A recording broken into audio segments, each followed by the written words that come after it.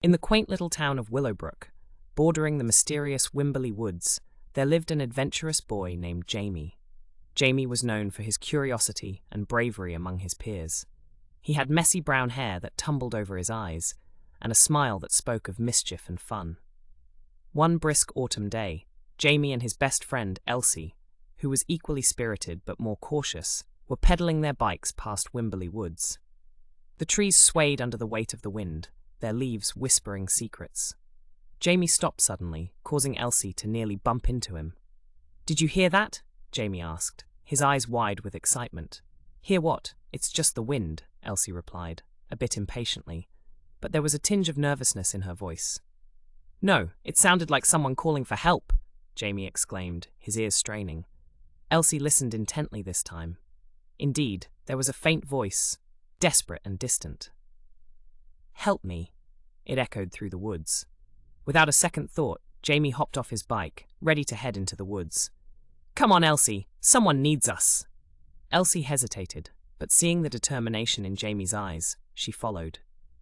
They ventured into the forest, their hearts pounding and their flashlights cutting through the creeping mist.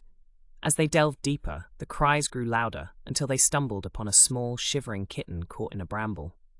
Its fur was matted, and it looked up at them with big, sad eyes. "We heard your cries, little one. We'll get you out," Jamie assured it gently, as he carefully freed the kitten from the prickly trap. "You were brave to come help, knowing it could be dangerous," Elsie said, her voice filled with relief. Jamie shrugged, smiling. "We couldn't just ignore it. Besides, now we have a story to tell." They decided to bring the kitten back to town. On the way back, they concocted magnificent tales about the Whimberly woods. Perhaps it was a magical place, they mused, where every creature's call for help was amplified by the whispering winds. Upon reaching town, they went straight to Mrs. Hubble, a kind-hearted woman known for caring for stray animals. "Oh, my stars!